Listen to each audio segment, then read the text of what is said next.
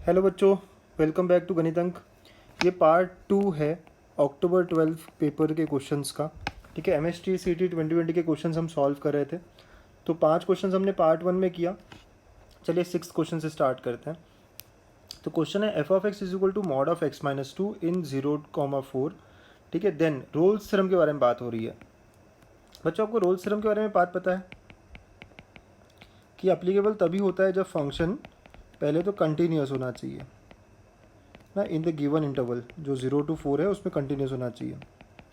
फिर second, function differentiable होना चाहिए।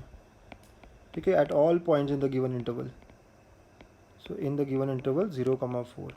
और थर्ड होता है f of a equal to f of b, मतलब f of 0 should be equal to f of 4 here. उसके बाद में ही रोल थ्योरम अप्लीकेबल होता है। अब यहाँ फंक्शन जो है हमारा वो है mod of x minus to.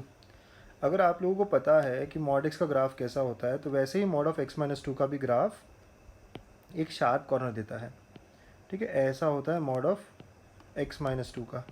ये जो 2,0 है यहाँ पे जो है फंक्शन नॉट डिफरेंशिएबल होता है। सो देयरफॉर ये जो हम 0 से 4 के बीच में कह रहे थे, इसमें F of X is not differentiable. कहाँ पे? At X equal to 2। और इस कारण Rolle's theorem is not applicable, right. तो अब ऑप्शंस देखेंगे, रोल्स थ्योरम अप्लीकेबल है क्या? नहीं। रोल्स थ्योरम अप्लीकेबल क्यों नहीं है? कंटिन्यूटी की वजह से है क्या? No. So option C becomes the correct answer. देखो, not differentiable at all points. ठीक है बच्चों, तो डिफरेंशिएबल ना होने के कारण, क्योंकि यहाँ पे जो है एक शार्प कॉर्नर, शार्प एज आ गया 2 पे।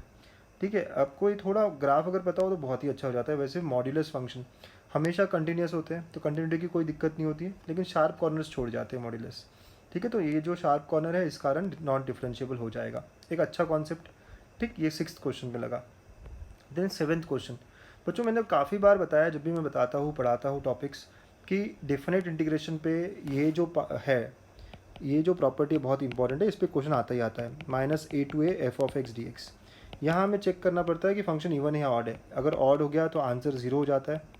अगर फंक्शन ऑड हो गया तो, अगर इवन हो गया तो 2 टाइम्स 0 से ए F of X D x हो जाता है बेटा, अगर F of X is even. अब सर इवन ऑड चेक कैसे करते हैं? चलो इस क्वेश्चन को चेक करते हैं और समझते भी कैसे किया जाता है। तो बेटा, जो भी फंक्शन दिया उसको एफ ऑफ एक्स लोगे आप। इंटीग्रेशन किसका कर रहे थे हम? तो e power x plus e power minus x upon e power x minus e power minus x.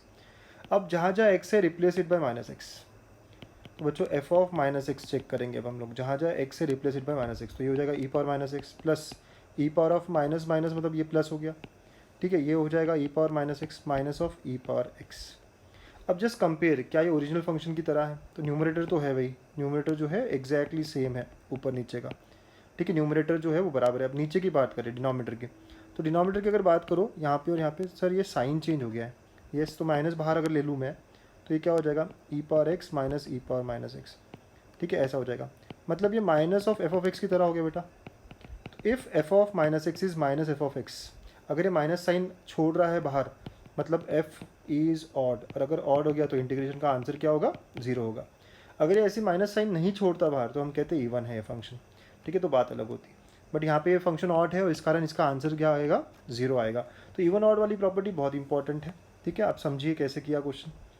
चलिए डिफरेंशिएशन पे, अगेन मैंने बहुत बार कहा है कि डेरिवेटिव पे सेकेंड ऑर्डर डेरिवेटिव, वो भी किसका? पैरामेट्रिक फॉर्म का। पैरामेट्रिक फॉर्म क्या होता है बेटा?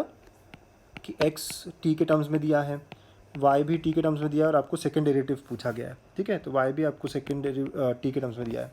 चलिए यहाँ से आप D x by D T निकालोगे, तो D x by D T क्या होगा? 1/t। यहाँ से आप D Y by D T निकालोगे, ये क्या होगा? -1/t²। आपको क्या चाहिए? और एक बात ध्यान में रखने वाली है, इस क्वेश्चन में ना बढ़िया पूछ लिया, बहुत अच्छा पूछा है आपको।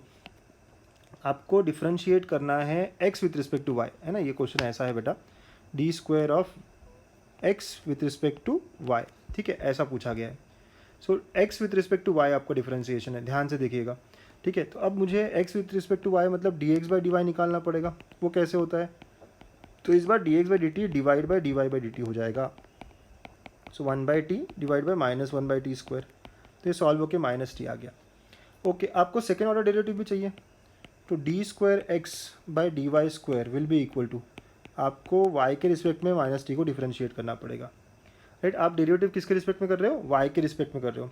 बट सर ऐसा कैसे पॉसिबल है ना कि हम लोग टी का फंक्शन वाई के रिस्पेक्ट में कैसे कर सकते हैं, तो उसको करने का तरीका है चेन रूल।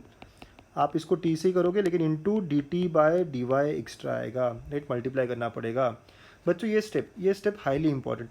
देखो आप जब सेकंड डेरिवेटिव ले रहे हो तो आप वाई के रिस्पेक्ट में लोगे, राइट, लेकिन फंक्शन हमारा टी में है, डिफरेंशिएट भी टी में ही होगा, into D T by D Y, right, ये चेन रूल होता है। तो ये तो आ गया -1, और D T by D Y कैसे होगा सर, इसका रेसिप्रोकल है ना।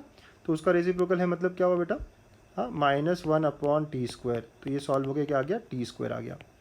तो second derivative with respect to y comes out to be equal to t²। चलिए अब क्या पूछा था, e⁻x है ना। फिर आगे क्वेश्चन में क्या है, second derivative with respect to y plus dx/dy, इसके बारे में बात हो रही थी। ठीक है बच्चों, तो ये क्या होगा, e⁻x, ये t² है और ये प्लस माइनस ऑफ t है। ओके, अब ये -x कहाँ से जाएगा, तो हमारे पास कोई रिलेशन है क्या, हमारे पास कोई रिलेशन है, क्या रिलेशन है बेटा, देखो x इज़ log t है ना, यूज़ करेंगे इसको। तो अगर मैं एक्सपोनेंशियल में कन्वर्ट करूँ तो e⁻x is t, e⁻x 1/t हो जाएगा बच्चों, करेक्ट, e⁻x 1/t हो जाएगा, बहुत अच्छी बात। तो अब ये 1/t इंटू t² और ये -t, आप देखो अब ये क्या हो गया, कैंसिल होने के बाद t - t विच इज़ 0। तो इसका आंसर जो है वो 0 आता है। तो देखो आपको डिफ्रेंसिएशन भी करा रहा है, फिर आपको कन्वर्जन भी करा रहा है ठीक से। तो समझिए क्वेश्चन बड़े अच्छे क्वेश्चन हैं, ऐसा नहीं कि सर सारे ही इजी आते हैं, ठीक है, मॉडरेट लेवल, मॉडरेट से थोड़ा ऊपर का लेवल, ठीक है, ऐसा होता है। और this is a good example that we have here. Okay बच्चों, 9th कंटिन्यूटी टॉपिक पे देखिए कैसे क्वेश्चन पूछा गया है। तो बोला गया है फंक्शन इज़ कंटिन्यूस। अगर फंक्शन कंटिन्यूस है तो यहाँ पॉइंट कौन सा है हमारे लिए जो काम का है, -2। सिंस फंक्शन इज कंटिन्यूस तो left hand limit should be equal to right hand limit for -2। ठीक है, तो इसका मतलब क्या, लेफ्ट हैंड लिमिट की बात करें तो जहाँ जहाँ x है आप -2 रखोगे, और राइट हैंड लिमिट में भी जहाँ जहाँ x है आप -2 रखोगे। ठीक है, दोनों फंक्शन में आप -2 पुट करोगे। ओके बच्चों, हमें चेक क्या करना पड़ेगा, यहाँ पे -2 पे ही करना पड़ेगा, और कंटिन्यूस बोला गया है तो LHL और RHL दोनों सेम होने चाहिए। तो ये हो गया 6 beta plus 6 alpha is equal to -7। 6 common, तो alpha plus beta is equal to -7, और आपको बस अल्फ़ा प्लस बीटा ही पूछा गया है। ये बोर्ड की टेक्स्ट बुक में भी क्वेश्चन है, आप देख सकते हो, और वही क्वेश्चन, बड़ा आसान सा क्वेश्चन आ गया कंटिन्यूटी पे। तो बहुत लकी है आप, है ना, कंटिन्यूटी पे बड़ा सिंपल सा क्वेश्चन आ गया। ठीक, लेकिन देख लो कैसे करते हैं, क्या होता है ना, सिंपल सिंपल रखो अप्रोच। 10th क्वेश्चन इंटीग्रेशन का सवाल है, और बड़ा ही अच्छा क्वेश्चन है ना। इसके ऑप्शंस नहीं दिए मैंने, लेकिन dx अपॉन, यह आया हुआ क्वेश्चन है आज के CET में, राइट। कुछ लोग कहते हैं सर क्या करूँ, बहुत डिफ़िकल्ट है, क्या करेंगे, कैसे होगा, कोई नहीं, आप बस थोड़ा आराम से सोचिएगा। ट्रिग्नोमेट्री है और हमारा कोई स्टैंडर्ड इंटीग्रल जो फॉर्मूलेज हमारे पास है वो नहीं लग पा रहा, तो इस केस में हम हमेशा क्या करेंगे, टैन में लिखेंगे चीज़ों को। तो dx अपॉन cos x, और मैं cos 2x का एक फार्मूला टैन में होता है 1 - tan² अपॉन 1 + tan² यूज़ करूँगा बच्चों। ठीक है, अब ये cos अगर मैं ऊपर लेके जाता हूँ तो sec x dx हो जाएगा बेटा, और ये भी √1 - tan² डिवाइड बाय √1 + tan²। अगर रूट को अलग अलग कर दिया जाए तो ऐसा ऐसे हो जाएगा ये। अच्छा, ये √1 + tan² है वो भी ऊपर जाएगा, तो sec x √1 + tan² x dx divide by √1 - tan² x। बहुत अच्छी बात है, अगर आपने ध्यान दे दिया हो तो sec x इंटू ये भी sec x है बेटा, 1 + tan² क्या होता है, sec² और फिर उसका रूट, और डिवाइड बाय 1 - tan² x। अब हम क्या करेंगे, अब हम सिंपली tan x को t पुट करेंगे, तो sec² x dx क्या हो जाएगा, dt हो जाएगा। तो ये क्वेश्चन बन गया हमारा dt अपॉन √1 - t²। बहुत ही सिंपल इंटीग्रल फार्मूला पता होना चाहिए हमको, sine inverse of t plus c। तो साइन इनवर्स ऑफ t की जगह क्या लिखना पड़ेगा बेटा, tan x plus c। This is our answer.